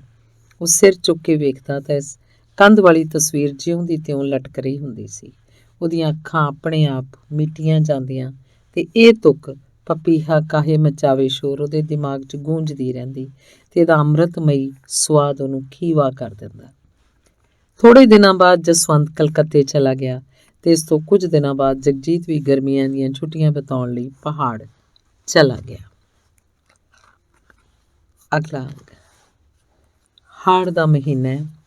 ਸਾਰੇ ਸੰਸਾਰ ਤੇ ਭਾਵੇਂ ਗਰਮੀ ਦਾ ਰਾਜ ਹੈ, ਪਰ ਮਸੂਰੀ ਵਰਗੇ ਪਹਾੜਾਂ ਤੇ ਇਹਦੀ ਪਹੁੰਚ ਨਹੀਂ। ਜਿਨ੍ਹਾਂ ਲੋਕਾਂ ਉੱਤੇ ਲੱਛਮੀ ਦੀ ਕਿਰਪਾ ਹੈ ਉਹ ਇਹੋ ਜਿਹੇ ਪਹਾੜਾਂ ਤੇ ਹੀ ਗਰਮੀਆਂ ਦੇ ਕੁਝ ਮਹੀਨੇ ਬਿਤਾਇਆ ਕਰਦੇ ਹਨ। ਪਹਾੜੀ ਦੀਆਂ 2 ਚੋਟੀਆਂ ਦੇ ਵਿਚਾਲਿਓਂ ਹੋ ਕੇ ਇੱਕ ਡਾਢੇ ਸਵੱਛ ਪਾਣੀ ਦਾ ਨਾਲਾ ਵਗ ਰਿਹਾ, ਜਿਹਦੇ ਪਿਛਲੇ ਪਾਸੇ ਇੱਕ ਸੰਘਣੇ ਰੁੱਖਾਂ ਨਾਲ ਢਕੀ ਹੋਈ ਬੜੀ ਉੱਚੀ ਤੇ ਕਾਲੀ ਸ਼ਾਹ ਪਹਾੜੀ ਆਕਾਸ਼ ਨਾਲ ਗੱਲਾਂ ਕਰ ਰਹੀ ਹੈ। ਇਸ ਪਹਾੜੀ ਦੇ ਉੱਪਰੋਂ ਹੇਠਾਂ ਵੱਲ ਕਾਲੇ ਕਾਲੇ ਬੱਦਲ ਇਸ ਤਰ੍ਹਾਂ ਉਮੜੇ ਆ ਰਹੇ ਹਨ ਮਾਨੋ ਇਸ ਸੁੰਦਰਬਨ ਦੀ ਸ਼ੋਭਾ ਤੇ ਰੀਝ ਕੇ ਆਕਾਸ਼ੋਂ ਦੇਵਤਿਆਂ ਦੀਆਂ ਵਹੀਰਾਂ ਤੁਰੀਆਂ ਆਉਂਦੀਆਂ ਹਨ। ਇਸ ਵੇਲੇ ਠੰਡੀ ਹਵਾ ਜਿਹੜੀ ਬੱਦਲਾਂ ਤੋਂ ਖੋਈ ਮੋਈ ਕਰਕੇ ਬਹੁਤ ਸਾਰਾ ਪਾਣੀ ਚੁਰਾ ਲਿਆਈ ਸੀ, ਇਹਦੇ ਵਾਰ ਨੂੰ ਨਾ ਸਹਾਰਦੀ ਹੋਈ ਇਹਨੂੰ ਤਰਲੇ ਦੇ ਰੂਪ 'ਚ ਵਟਾ ਕੇ ਤੇ ਝੋਲੀਆਂ ਭਰ ਭਰ ਕੇ ਬਨਸਪਤੀ ਵੱਲ ਸੁੱਟ ਰਹੀ ਹੈ। ਇਹਦੇ ਮਗਰ ਹੀ ਬੱਦਲਾਂ ਦੀਆਂ ਸ਼ਾਮ ਘਟਾ ਪਹੁੰਚੀਆਂ ਹਨ ਤੇ ਵੇਖ ਕੇ ਕਿ ਉਹਨਾਂ ਦਾ ਚੋਰੀ ਗਿਆ ਮਾਲ ਕੋਈ ਚਮਕਦਾਰ ਤੇ ਸੁਬਕ ਚੀਜ਼ ਬਣ ਕੇ ਬਨਸਪਤੀ ਦੇਵੀ ਦੇ ਅੰਗ ਅੰਗ ਤੇ ਚਮਕ ਰਿਹਾ, ਉਹ ਹੰਝੂਆਂ ਦੀ ਵਰਖਾ ਕਰਨ ਲੱਗ ਪੈਂਦੇ ਹਨ। ਪਰ ਝੱਟ ਹੀ ਹਵਾ ਦੇ ਤੇਜ਼ ਧੱਕਿਆਂ ਦੀ ਮਾਰ ਨਾ ਸਹਾਰ ਕੇ ਤਿੱਤਰ-ਬਿੱਤਰ ਹੋ ਜਾਂਦੇ ਹਨ। ਇਸ ਵੇਲੇ ਘੁੰਡ ਦੇ ਪਰਦੇ 'ਚ ਬੈਠਾ ਸੂਰਜ ਇਸ ਸਾਰੀ ਧੱਕੇਸ਼ਾਹੀ ਨੂੰ ਤਾੜ ਜਾਂਦਾ ਹੈ ਤੇ ਉਹਦੀਆਂ 2-4 ਜਸੂਸਣਾ ਮਤਲਬ ਕਿਰਨਾਂ ਪਲ ਦੀ ਪਲ 'ਚ ਬਨਸਪਤੀ ਦੇ ਸਿਰਾਂ ਤੋਂ ਹੀ ਦੌੜਦੀਆਂ ਹੋਈਆਂ ਸਾਰਾ ਭੇਤ ਲੈ ਕੇ ਲੋਪ ਹੋ ਜਾਂਦੀਆਂ ਹਨ। ਪਿਛਲੀ ਉੱਚੀ ਪਹਾੜੀ ਦੀ ਸਿਖਰਲੀ ਚੋਟੀ ਤੋਂ ਹੀ ਇਹ ਨਾਲਾ ਇੱਕ ਝਾਲ ਦੇ ਰੂਪ 'ਚ ਬੜੀ ਤੇਜ਼ੀ ਨਾਲ ਸ਼ਾਂ ਕਰਦਾ ਹੇਠਾਂ ਵੱਲ ਵਹਿ ਰਿਹਾ। ਇਹ ਕਿਤੋਂ ਤੇਜ਼, ਕਿਤੋਂ ਮੱਠਾ, ਕਿਤੋਂ ਚੌੜਾ, ਕਿਤੋਂ ਸੌੜਾ ਹੁੰਦਾ ਤੇ ਵੱਡੀਆਂ ਛੋਟੀਆਂ ਸਿਲਾਂ ਨਾਲ ਟਕਰਾਉਂਦਾ ਹੋਇਆ ਜਦ ਪਹਾੜੀ ਦੇ ਮੁੱਢ 'ਚ ਆ ਡਿੱਗਦਾ ਹੈ ਤਾਂ ਇਹਦੇ ਰੌਲੇ ਨਾਲ ਸਾਰਾ ਜੰਗਲ ਗੂੰਜ ਉੱਠਦਾ ਹੈ। ਇੱਥੇ ਪਹੁੰਚ ਕੇ ਉਹਦਾ ਪਾਣੀ ਇੱਕ ਵਾਰਗੀ ਹੀ ਝੱਗ ਦੇ ਰੂਪ 'ਚ ਵੱਟ ਜਾਂਦਾ ਹੈ ਤੇ ਝੱਗ ਦੇ ਤੁੰਬੇ ਉੱਡ ਕੇ ਹਵਾ 'ਚ ਰਲਦੇ ਜਾਂਦੇ ਹਨ। ਇਸ ਤੋਂ ਅਗਾਂਹ ਜਾ ਕੇ ਇਹਦਾ ਆਕਾਰ ਚੋਖਾ ਮੋਕਲਾ ਹੁੰਦਾ ਹੋਇਆ ਨਾਲੇ ਦੇ ਰੂਪ 'ਚ ਵੱਟ ਜਾਂਦਾ ਹੈ। ਇਸ ਢਲਵਾਨ ਤੋਂ ਕੁਝ ਦੂਰ ਹੇਠਾਂ ਵੱਲ ਜਾ ਕੇ ਇੱਕ ਅਜਿਹੀ ਥਾਂ ਤੋਂ ਲੰਘਦਾ ਹੈ ਜਿਹਦਾ ਵਰਣਨ ਅਸੀਂ ਉੱਪਰ ਕਰ ਆਏ ਹਾਂ। ਅਰਥਾਤ ਇਸ ਦੇ ਦੋਹੀਂ ਲਾਂਭੇ 2 ਛੋਟੀਆਂ ਪਰ ਹਰੀਆਂ ਭਰੀਆਂ ਪਹਾੜੀਆਂ ਆਮੋ ਸਾਹਮਣੇ ਖੜੀਆਂ ਹਨ। ਇਹਨਾਂ ਉੱਤੇ ਵਧੇਰੇ ਅੰਬਲਤਾਸ ਤੇ ਚੀਲਾਂ ਦੇ ਰੁੱਖ ਹਨ। ਜੰਗਲੀ ਇਸ਼ਕ ਪੇਚੇ ਦੀਆਂ ਵੇਲਾਂ ਇਸ ਤਰ੍ਹਾਂ ਇਹਨਾਂ ਦੇ ਦੁਆਲੇ ਲਿਪਟੀਆਂ ਹੋਈਆਂ ਹਨ ਮਾਨੋ ਮੁੱਢ ਤੋਂ ਲੈ ਕੇ ਉੱਪਰ ਤੱਕ ਹਰੀ ਮਖਮਲ ਦੀ ਪੁਸ਼ਾਕ ਨਾਲ ਸਜ ਰਹੇ ਹਨ ਤੇ ਉਹਨਾਂ 'ਚ ਗ੍ਰਾਮੋਫੋਨ ਦੇ ਧੂਤੇ ਹਾਰਨ ਵਰਗੇ ਹਜ਼ਾਰਾਂ ਕਾਸ਼ਨੀ ਰੰਗ ਦੇ ਫੁੱਲ ਉਹਨਾਂ ਦੀਆਂ ਪੁਸ਼ਾਕਾਂ ਤੇ ਸਿਲਮੇ ਸਿਤਾਰੇ ਦਾ ਕੰਮ ਦੇ ਰਹੇ ਹਨ। ਇਸ ਵੇਲੇ ਹੇਠਾਂ ਤੋਂ ਉੱਪਰ ਵੱਲ 2 ਕੁੜੀਆਂ ਸਹਿਜੇ ਚੜ੍ਹਦੀਆਂ ਜਾ ਰਹੀਆਂ ਹਨ। ਵੱਡੀ ਦੀ ਉਮਰ ਕੋਈ 15 ਵਰ੍ਹਿਆਂ ਦੀ ਤੇ ਛੋਟੀ ਦੀ 13 ਦੀ ਹੈ। ਇਸ ਵਿੱਚ ਜਦ ਚੜ੍ਹਦੀਆਂ ਥੱਕ ਜਾਂਦੀਆਂ ਹਨ ਤਾਂ ਵੱਡੀ ਜਿਹਨੇ ਛੋਟੀ ਦੇ ਮੋਢੇ ਦਾ ਸਹਾਰਾ ਲਿਆ ਹੋਇਆ ਉਹਨੂੰ ਬਿਠਾ ਕੇ ਆਪ ਵੀ ਬੈਠ ਜਾਂਦੀ ਹੈ। ਦੋਵੇਂ ਬੈਠੀਆਂ ਅੰਬਲਤਾਸ ਦੀਆਂ ਫਲੀਆਂ ਚੁੱਕ ਕੇ ਤੇ ਪੱਥਰਾਂ ਨਾਲ ਮਾਰ ਕੇ ਤੋੜ ਰਹੀਆਂ ਹਨ। ਕੁਝ ਚਿਰ ਬਾਅਦ ਉਹ ਸਿਖਰ ਤੇ ਜਾ ਪਹੁੰਚੀਆਂ ਤੇ ਉਸ ਚੱਟਾਨ ਤੇ ਜਾ ਬੈਠੀਆਂ ਜਿਸ ਦੇ ਹੇਠਾਂ ਨਾਲਾ ਵਗ ਰਿਹਾ ਸੀ। ਦੋਵੇਂ ਥਕਾਨ ਨਾਲ ਸਾਹੋ ਸਾਹ ਹੋਈਆਂ ਸਨ ਤੇ ਵੱਡੀ ਕੁੜੀ ਦਾ ਗੋਰਾ ਚਿਹਰਾ ਕਸ਼ਮੀਰੀ ਸੇਬ ਵਾਂਗ ਲਾਲ ਸੂਹਾ ਹੋ ਰਿਹਾ ਸੀ। ਕੁਝ ਚਿਰ ਦੋਵੇਂ ਚੁੱਪਚਾਪ ਬੈਠ ਕੇ ਨਾਲੇ ਦੀ ਸੁੰਦਰਤਾ ਵੇਖਦੀਆਂ ਰਹੀਆਂ। ਇਸ ਵੇਲੇ ਠੰਡੀ ਹਵਾ ਜ਼ੋਰ ਨਾਲ ਚੱਲ ਰਹੀ ਸੀ ਤੇ ਇਸ ਹਵਾ 'ਚ ਜੰਗਲੀ ਫੁੱਲਾਂ ਦੀ ਵਾਸ਼ਨਾ ਰਲ ਕੇ ਦੋਹਾਂ ਦੇ ਦਿਲ ਦਿਮਾਗਾਂ ਨੂੰ ਮੁਅੱਤਰ ਕਰ ਰਹੀ ਸੀ। ਅੰਤ ਦੋਵੇਂ ਇੱਕ ਹਰਿਆਵਲੀ ਥਾਂ ਤੇ ਜਾ ਬੈਠੀਆਂ ਤੇ ਗੱਲਾਂ ਕਰਨ ਲੱਗੀਆਂ। ਬਿੰਦੋ ਕਹਿਣ ਲੱਗੀ, ਗੁੱਡੀ, ਮੇਰੀ ਭਾਬੋ ਕਹਿੰਦੀ ਸੀ ਅਗਲੀਆਂ ਗਰਮੀਆਂ ਨੂੰ ਅਸਾਂ ਸ਼ਿਮਲੇ ਜਾਵਾਂਗੇ। ਐਤਕੀ ਵੀ ਸਾਡੀ ਸ਼ਿਮਲੇ ਹੀ ਜਾਣ ਦੀ ਸਲਾਹ ਸੀ। ਮੇਰੀ ਭੂਆ ਉੱਥੇ ਹੁੰਦੀ ਏ ਤੇ ਉਹਦੇ 2-3 ਖੱਤ ਵੀ ਆਏ ਸਨ, ਪਰ ਬਾਊ ਜੀ ਕਹਿੰਦੇ ਉੱਥੇ ਠੰਡ ਬੜੀ ਪੈਂਦੀ ਏ, ਨਾਲੇ ਸਾਡੇ ਸਾਹਿਬ ਦੀ ਵੀ। ਗੱਲ ਕਰਦਿਆਂ ਬਿੰਦੋ ਰੁਕ ਗਈ। ਉਹਨੇ ਡਿੱਠਾ ਕਿ ਉਹਦੀਆਂ ਗੱਲਾਂ ਵੱਲ ਤਾਂ ਗੁੱਡੀ ਦਾ ਧਿਆਨ ਹੀ ਨਹੀਂ। ਉਸ ਕੰਨਾਂ ਪਰ ਜ਼ੋਰ ਦੇ ਕੇ ਜਾਣੀ ਦਾ ਸਾਹਮਣੇ ਪਾਸਿਓਂ ਕੁਝ ਸੁਣਨ ਦਾ ਯਤਨ ਕਰ ਰਹੀ ਸੀ।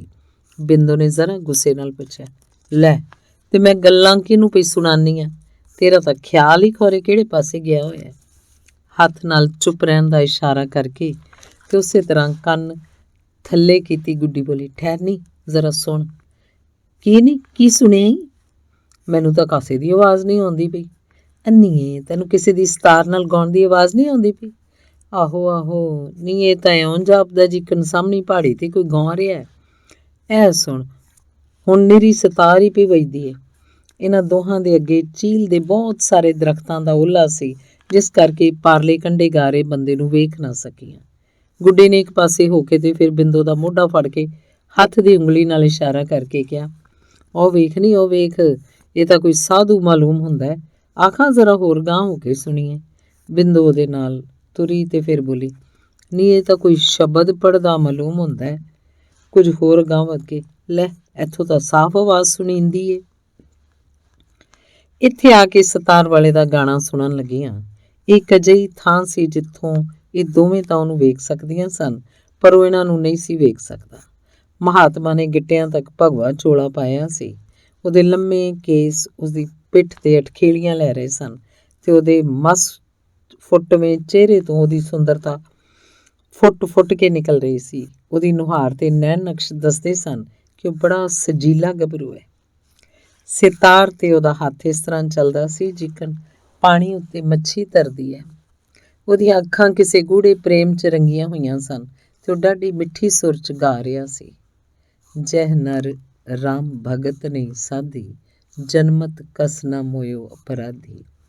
ਉਹਦੀ ਆਵਾਜ਼ ਸੁਰੀਲੀ ਤੇ ਸੁਰ ਤਾਲ 'ਚ ਬੱਧੀ ਹੋਈ ਸੀ। ਉਹਦੀਆਂ ਮਨੋਹਰ ਤਾਨਾਂ ਨਾਲ ਦੀ ਨਾਲੇ ਦੀ ਸ਼ਾਂ ਆਵਾਜ਼ ਨਾਲ ਰਲ ਕੇ ਇਸ ਪਹਾੜ 'ਚੋਂ ਇਉਂ ਗੂੰਜ ਰਹੀਆਂ ਸਨ ਮਾਨੋ ਰੱਬ ਦੀ ਕੁਦਰਤ ਆਪ ਕਿਸੇ ਰਾਗਣੀ ਦਾ ਰੂਪ ਧਾਰ ਕੇ ਇਸ ਬੰਦ ਦੀ ਸ਼ੋਭਾ ਵਧਾ ਰਹੀ ਹੈ। ਬਿੰਦੋ ਕੁਝ ਚਿਰ ਬਾਅਦ ਫਿਰ ਖੇਡ 'ਚ ਰੁੱਝ ਗਈ, ਪਰ ਗੁੱਡੀ ਤਾਂ ਮਾਨੋ ਪੱਥਰ ਦੀ ਮੂਰਤ ਬਣੀ ਹੋਈ ਸੀ। ਉਹਨੂੰ ਮਹਾਤਮਾ ਦੀ ਆਵਾਜ਼ ਦੇ ਨਾਲ ਹੀ ਉਹਦੇ ਗਾਉਣ ਤੇ ਸਿਤਾਰ ਵਜਾਉਣ ਦੀ ਅਦਾ ਕੁਝ ਐਸੀ ਪਿਆਰੀ ਲੱਗ ਰਹੀ ਸੀ ਕਿ ਕੁਝ ਚਿਰ ਲਈ ਉਹਨੂੰ ਚੇਤਾ ਹੀ ਭੁੱਲ ਗਿਆ ਕਿ ਉਹ ਕਿੱਥੇ ਬੈਠੀ ਤੇ ਕੀ ਕਰ ਰਹੀ ਹੈ। ਉੱਠ ਕੇ ਖੜੀ ਹੋ ਗਈ ਤੇ ਜਿਸ ਪਾਸਿਓਂ ਆਵਾਜ਼ ਆ ਰਹੀ ਸੀ ਉਧਰ ਨੀਝ ਲਾ ਕੇ ਤੱਕਣ ਲੱਗ ਪਈ। ਬਿੰਦੋ ਉਸੇ ਤਰ੍ਹਾਂ ਬੈਠੀ ਹੋਈ ਜੰਗਲੀ ਫੁੱਲਾਂ ਦੇ ਇੱਕ ਬੂਟੇ ਨਾਲੋਂ ਫੁੱਲ ਤੋੜ ਕੇ ਪਾਣੀ 'ਚ ਸੁੱਟ ਰਹੀ ਸੀ। ਝੱਟ ਕੁ ਪਿੱਛੋਂ ਨੇ ਗੁੱਡੀ ਦਾ ਮੋਢਾ ਹਲੂਣਦਿਆਂ ਕਿਹਾ, ਚੱਲ ਗੁੱਡੀ ਹੁਣ ਘਰ ਚੱਲੀਏ, ਬੜਾ ਚਿਰ ਹੋ ਗਿਆ। ਗੁੱਡੀ ਜਿਸ ਸਵਰਗੀ ਰਸ ਦਾ ਆਨੰਦ ਲੈ ਰਹੀ ਸੀ ਇਸ ਤੋਂ ਹਟਣਾ ਨਹੀਂ ਸੀ ਚਾਹੁੰਦੀ। ਬਿੰਦੋ ਦੇ ਹੋਰ ਕਈ ਵਾਰੀ ਕਹਿਣ ਸੁਣਨ ਤੇ ਵੀ ਉਸੇ ਤਰ੍ਹਾਂ ਮਹਾਤਮਾ ਵੱਲ ਤੱਕਦੀ ਹੋਈ ਉਹਦੇ ਸੰਗੀਤ ਦਾ ਮਧੁਰ ਰਸ ਪੀਂਦੀ ਰਹੀ। ਉਹ ਵਿੱਚ ਉਹਦੇ ਚਿਹਰੇ ਵੱਲ ਇੱਕ ਕਟਾਕਸ਼ ਭਰੀ ਨਜ਼ਰ ਨਾਲ ਵੇਖਦੀ ਤੇ ਫਿਰ ਅੱਖਾਂ ਨੀਵੀਆਂ ਪਾ ਲੈਂਦੀ ਸੀ, ਪਰ ਉਹਨੂੰ ਪਤਾ ਨਹੀਂ ਲੱਗਦਾ ਜੋ ਫਿਰ ਕਿਹੜੇ ਵੇਲੇ ਉਹਦੀ ਨਜ਼ਰ ਸਾਧੂ ਦੇ ਚਿਹਰੇ ਤੇ ਗੱਡੀ ਗਈ। ਸ਼ਬਦ ਸੁਣਦਿਆਂ ਉਹਦੇ ਹਿਰਦੇ 'ਚ ਕੋਈ ਆਤਮਕ ਸਰੂਰ ਜਿਹਾ ਆਉਣ ਲੱਗਾ। ਫਿਰ ਉਹਨੂੰ ਆਪਣੀ ਬੇਅਕਲੀ ਤੇ ਗੁੱਸਾ ਆਇਆ ਜੋ ਮੈਂ ਕਿਉਂ ਇੱਕ ਓਪਰੇ ਮਨੁੱਖ ਵੱਲ ਅੱਖਾਂ ਪੜ ਕੇ ਵੇਖਦੀ ਹਾਂ। ਇਸ ਤੋਂ ਬਾਅਦ ਜਦ ਉਹਨੂੰ ਆਪਣੀ ਕੁਲ ਦੀ ਮਰਿਆਦਾ ਦਾ ਤੇ ਫਿਰ ਆਪਣੇ ਧਰਮ ਉਪਦੇਸ਼ਾਂ ਦਾ ਖਿਆਲ ਆਇਆ ਤਾਂ ਉਹਨੂੰ ਆਪਣੇ ਆਪ ਪਾਸੋਂ ਡਾਢੀ ਘਿਰਨਾ ਆਈ ਤੇ ਉਹਦਾ ਇਹੋ ਜੀ ਕੀਤਾ ਕਿ ਕਿਸੇ ਪੱਥਰ ਨਾਲ ਸਿਰ ਟਕਰਾ ਕੇ ਉਹਨੂੰ ਚੂਰ ਕਰਦਿਆਂ ਜਿਸ 'ਚ ਕਿਸੇ ਓਪਰੇ ਮਨੁੱਖ ਨੂੰ ਪ੍ਰੇਮ ਨਜ਼ਰ ਨਾਲ ਵੇਖਣ ਦਾ ਖਿਆਲ ਫੁਰਿਆ। ਉਹ ਛੇਤੀ ਨਾਲ ਸਹੇਲੀ ਦੀ ਬਾਂਹ ਫੜ ਕੇ ਉੱਥੋਂ ਉੱਠ ਤੁਰੀ।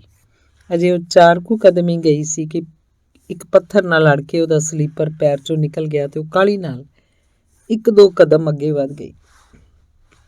ਜਦ ਉਹ ਪਿੱਛੇ ਮੁੜ ਕੇ ਪੈਰ ਵਿੱਚ ਸਲੀਪਰ ਪਾਉਣ ਲੱਗੀ ਤਾਂ ਇੱਕ ਵਾਰੀ ਫੇਰ ਮੱਲੋ ਮੱਲੀ ਉਹਦੀ ਨਜ਼ਰ ਸਾਧੂ ਤੇ ਜਾ ਅਟਕੀ।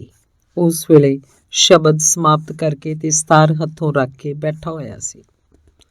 ਗੁੱਡੀ ਨੂੰ ਇਸ ਵੇਲੇ ਫੇਰ ਆਪਣੀ ਮੂਰਖਤਾ ਦਾ ਗਿਆਨ ਹੋਇਆ ਤੇ ਉਹ ਆਤਮ ਗਿਲਾਨੀ ਨਾਲ ਸਿਰ ਤੋਂ ਪੈਰਾਂ ਤੱਕ ਭਰ ਗਈ। ਉਹਦੀ ਸਹੇਲੀ ਨੇ ਚੁੰਨੀ ਦਾ ਪੱਲਾ ਸਵਾਰਦਿਆਂ ਹੋਇਆਂ ਕਿਹਾ, ਗੁੱਡੀ ਵੇਖੇ ਸੰਤ ਕਿਆ ਸੋਹਣਾ ਗਾਉਂਦਾ ਹੈ। ਸਾਡੇ ਸ਼ਹਿਰ 'ਚ ਇੱਕ ਵਾਰੀ ਰਾਗੀ ਆਏ ਸਨ, ਉਹਨਾਂ ਗੁਰਦੁਆਰੇ ਸ਼ਬਦ ਪੜ੍ਹੇ ਸਨ, ਪਰ ਉਸ ਭਾਈ ਦਾ ਸੰਗ ਤਾਂ ਘੈਂ ਕਰਦਾ ਸੀ, ਨਾਲੇ ਵਾਜਾ ਵੀ ਚੰਗਾ ਨਹੀਂ ਸੀ ਵਜਾਉਂਦਾ। ਗੁੱਡੀ ਨੇ ਜ਼ਰਾ ਗੁੱਸੇ ਵਾਲਾ ਮੂੰਹ ਬਣਾ ਕੇ ਕਿਹਾ, ਨੀ ਛੱਡ ਸੂ ਪਰੇ, ਇਹਦੀ ਆਵਾਜ਼ ਕਿੱਧਰ ਦੀ ਚੰਗੀ ਏ। ਇਹ ਸ਼ਬਦ ਤਾਂ ਮੈਨੂੰ ਆਪ ਆਉਂਦਾ ਹੈ, ਮੈਨੂੰ ਚਾਚੀ ਹੋਰਾਂ ਵਾਜੇ ਨਾਲ ਕਢਾਇਆ ਸੀ ਤੇ ਮੈਂ ਤੈਨੂੰ ਘਰ ਚੱਲ ਕੇ ਸੁਣਾਵਾਂਗੀ। ਫਿਰ ਉਹ ਹੋਰ ਗੱਲਾਂ 'ਚ ਲੱਗ ਪਈਆਂ। ਥੋੜ੍ਹੇ ਚਿਰ ਬਾਅਦ ਇੱਕ ਬੜੀ ਸੁੰਦਰ ਕੋਠੀ 'ਚ ਜਾ ਵੜੀਆਂ। ਗੁੱਡੀ ਦੀ ਮਾਂ ਜਦ ਟੱਬਰ ਨੂੰ ਰੋਟੀ ਖਵਾ ਚੁੱਕੀ ਤਾਂ ਉਹਨੇ ਨੌਕਰ ਨੂੰ ਕਿਹਾ, ਜਾ ਵੇ ਪੰਜੂ, ਗੁੱਡੀ ਨੂੰ ਵੀ ਸੱਦ ਆ ਕੇ ਰੋਟੀ ਖਾ ਲਏ। ਵੱਡੇ ਵੇਲੇ ਸਵੇਰ ਦੀ ਗਰਾਈ ਖਾਧੀ ਸੂ, ਇਸ ਖੇਡਾਂ ਸੜੀ ਨੂੰ ਤੇ ਭੁੱਖ ਹੀ ਨਹੀਂ ਲੱਗਦੀ। ਪੰਜੂ ਨੂੰ ਢੂੰਡਣ ਦੀ ਲੋੜ ਨਾ ਪਈ। ਉਤਲੀ ਛੱਤ ਤੋਂ ਹਾਰਮੋਨੀਅਮ ਨਾਲ ਕਿਸੇ ਦੇ ਗਾਉਣ ਦੀ ਆਵਾਜ਼ ਆ ਰਹੀ ਸੀ। ਉਹਨੇ ਉੱਪਰ ਜਾ ਕੇ ਵੇਖਿਆ, ਗੁੱਡੀ ਕੁਰਸੀ ਤੇ ਬੈਠੀ ਸਾਹਮਣੇ ਸਟੂਲ ਤੇ ਵਾਜਾ ਰੱਖੀ ਉਸ ਨਾਲ ਗਾ ਰਹੀ ਸੀ, ਜਹ ਨਰ ਰਾਮ ਭਗਤ ਨਹੀਂ ਸਾਧੀ, ਜਨਮਤ ਕਸ ਨਾ ਮੋਇਓ ਅਪਰਾਧੀ। ਪੰਜੂ ਨੇ ਬੂਹੇ 'ਚ ਖਲੋ ਕੇ ਕਿਹਾ, ਗੁੱਡੀ ਉੱਠ ਚੱਲ ਕੇ ਰੋਟੀ ਖਾ ਲੈ, ਚਾਚੀ ਜੀ ਗੁੱਸੇ ਹੋ ਰਹੇ ਨੇ। ਪਰ ਉਹ ਆਪਣੀ ਧੁਨ 'ਚ ਇੰਨੀ ਮਸਤ ਸੀ ਕਿ ਜਿਹਨੂੰ ਅਜੇ ਹੋਰ ਕੁਝ ਚਿਰ ਛੱਡਣਾ ਉਸ ਲਈ ਔਖਾ ਸੀ। ਸਿਰ ਦੇ ਇਸ਼ਾਰੇ ਨਾਲ ਹੀ ਉਹਨੇ ਨੌਕਰ ਨੂੰ ਕਹਿ ਦਿੱਤਾ, ਚੱਲ ਆਉਣੀ ਆ, ਤੇ ਆਪ ਉਸੇ ਤਰ੍ਹਾਂ ਗਾਉਂਦੀ ਰਹੀ। ਸ਼ਬਦ ਦੀ ਅਖੀਰਲੀ ਤੁਕ ਗਾਉਂਦਿਆਂ ਇੱਕ ਵਾਰੀ ਫਿਰ ਮਹਾਤਮਾ ਦੀ ਸ਼ਕਲ ਉਹਦੀਆਂ ਅੱਖਾਂ ਅੱਗੇ ਆ ਗਈ।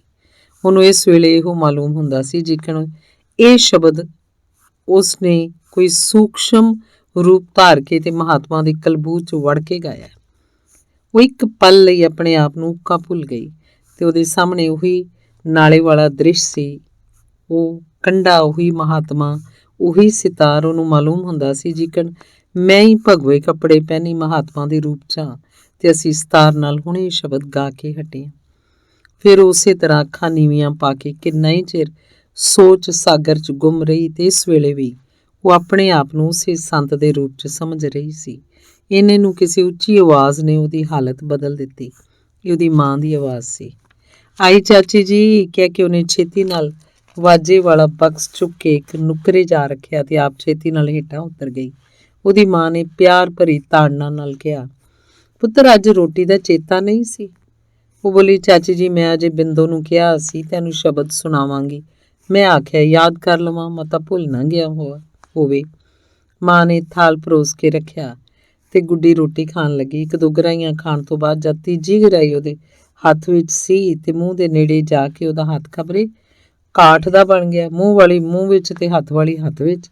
ਸਾਹਮਣੀ ਅੰਗੀਠੀ ਤੇ ਉਹਦੀ ਐਸੀ ਨਜ਼ਰ ਟਿਕੀ ਜਿਹਨੂੰ ਖਿਆਲ ਹੀ ਨਾ ਰਿਹਾ ਕਿ ਮਾਂ ਸਾਹਮਣੇ ਬੈਠੀ ਹੈ। ਉਹਦੀਆਂ ਕੌਲੀਆਂ ਗਲਾਸ ਜੋ ਨੌਕਰ ਮਾਂਜ ਕੇ ਹੁਣੇ ਬਾਹਰ ਗਿਆ ਸੀ, ਅਲਮਾਰੀ 'ਚ ਜੋੜ ਰਹੀ ਸੀ। ਇਸੇ ਕਰਕੇ ਉਹਨੇ ਚੋਖਾ ਚਿਰ ਗੁੱਡੀ ਵੱਲ ਧਿਆਨ ਹੀ ਨਾ ਕੀਤਾ।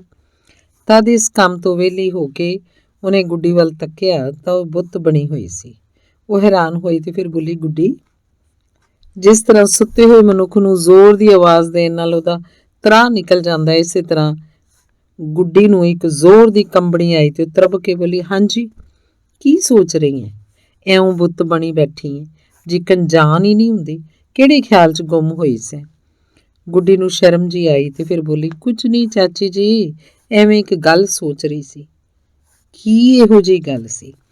ਅੱਜ ਦਿਹਾੜੀ ਜਦੋਂ ਮੈਂ ਬਿੰਦੋ ਨੂੰ ਨਾਲ ਲੈ ਕੇ ਠਾਲੇ ਦੀ ਸੈਲ ਕਰਨ ਗਈ ਸਾਂ, ਉੱਥੇ ਨਾਲੇ ਦੇ ਪਾਰਲੇ ਕੰਢੇ ਅਸਾਂ ਇੱਕ ਸਾਇਆ ਵੇਖਿਆ ਸੀ। ਉਹ ਕਦੇ ਝਾੜੀਆਂ 'ਚ ਵੜ ਜਾਂਦਾ, ਕਦੇ ਫੇਰ ਬਾਹਰ ਨਿਕਲ ਆਉਂਦਾ। ਹੱਟ ਸ਼ੁਦੈਣ ਕਿਸੇ ਥਾਂ ਦੀ। ਤੇ ਹੋਇਆ ਕੀ ਫੇਰ? ਤੂੰ ਅੱਗੇ ਸਿਆ ਕਦੇ ਨਹੀਂ ਸੀ ਡਿੱਠਾ?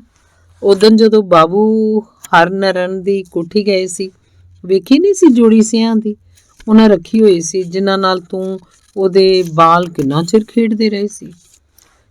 ਗੁੱਡੀ ਡੱਕੋ ਡੋਲਿਆਂ 'ਚ ਪੈ ਗਈ।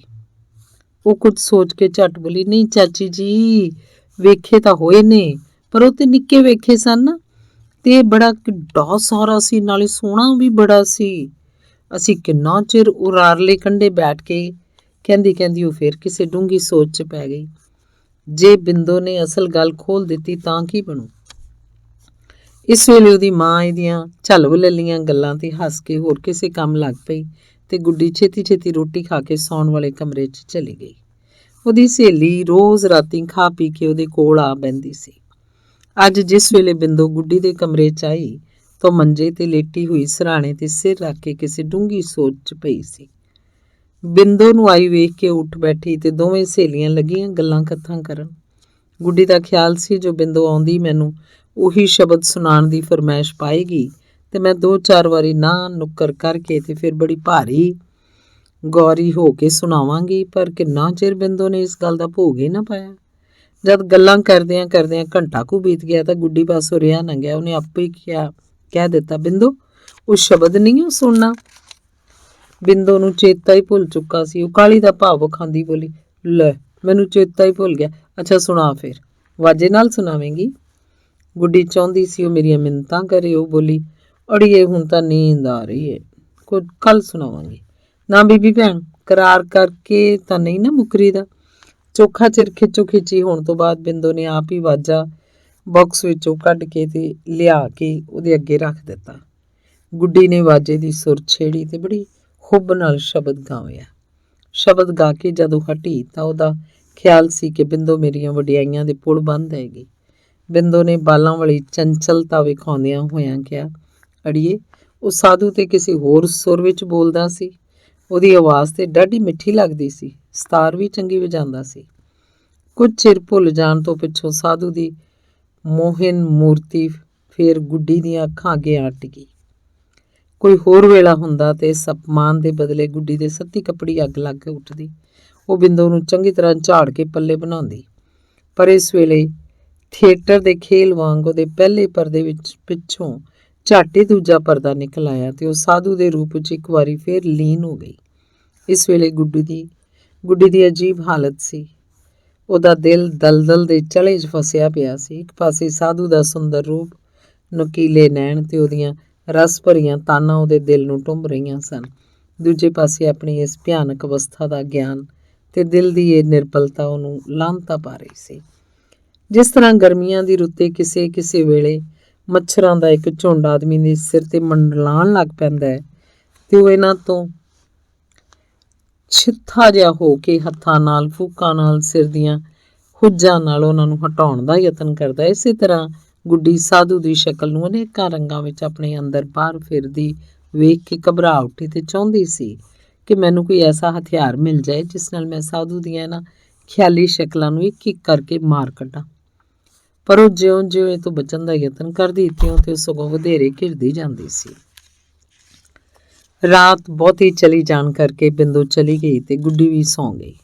ਪਰ ਅੱਜ ਉਹਦੇ ਦਿਲ ਦੀ ਪਰੇਸ਼ਾਨੀ ਸਾਹਮਣੇ ਨੀਂਦਰ ਨੂੰ ਦਮ ਮਾਰਨ ਦਾ ਹੌਸਲਾ ਨਹੀਂ ਸੀ ਪੈਂਦਾ।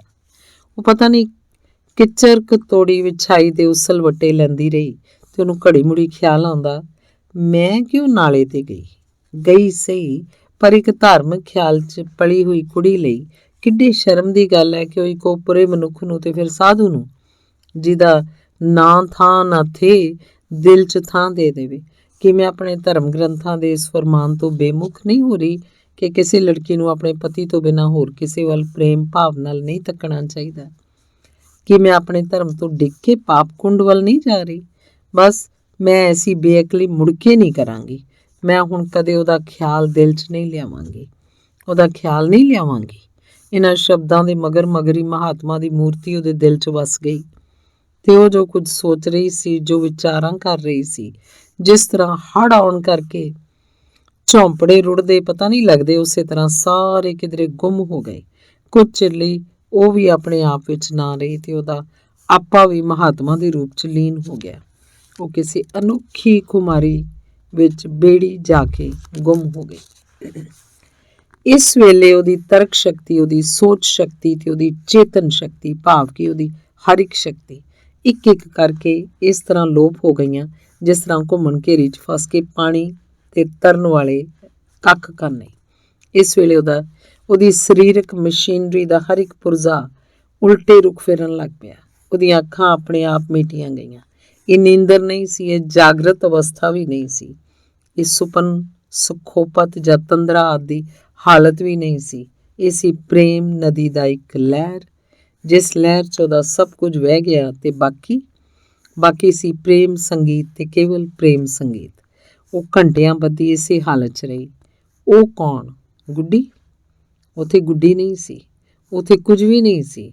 ਉੱਥੇ ਸੀ ਪ੍ਰੇਮ ਤੀਰ ਪਰੋਤੀ ਇੱਕ ਨਿਰਜੀਵ ਤੁਲੋਤ। ਹੜ੍ਹ ਜਦ ਆਉਂਦਾ ਹੈ ਤਾਂ ਉਹ ਆ ਕੇ ਚਲਾ ਵੀ ਜਾਂਦਾ ਹੁੰਦਾ ਹੈ। ਉਹਦੇ ਚਲੇ ਜਾਣ ਤੋਂ ਬਾਅਦ ਕਈ ਚੀਜ਼ਾਂ ਜਿਹੜੀਆਂ ਪਾਣੀ 'ਚ ਡੁੱਬ ਚੁੱਕੀਆਂ ਹੁੰਦੀਆਂ ਹਨ ਅਥਵਾ ਰੁੜ ਗਈਆਂ ਹੁੰਦੀਆਂ ਹਨ, ਉਹ ਕਿਸੇ ਨਾ ਕਿਸੇ ਹੀਲੇ ਫਿਰ ਪਾਣੀਓਂ ਬਾਹਰ ਨਿਕਲ ਆਇਆ ਕਰਦੀਆਂ ਹਨ ਤੇ ਗੁੱਡੀ ਦੇ ਦਿਲ ਰੂਪੀ ਨਦੀ ਵਿੱਚ ਅਚਾਨਕ ਇਸ ਤਰ੍ਹਾਂ ਦਾ ਹੜ੍ਹ ਜਿਸ ਵੇਲੇ ਆ ਰਿਹਾ ਸੀ ਤਾਂ ਉਹਦਾ ਸਭ ਕੁਝ ਉਹਦੀ ਭੇਟਾ ਹੋ ਚੁੱਕਾ ਸੀ। ਪਰ ਜਿਉਂ ਹੀ ਇਹਦਾ ਜ਼ੋਰ ਜ਼ਰਾ ਕੱਸਾ ਹੋਇਆ, ਮਨ ਨਦੀ ਦੀਆਂ ਲਹਿਰਾਂ ਕਿਸੇ ਹੱਦ ਤੱਕ ਸ਼ਾਂਤ ਹੋਈਆਂ।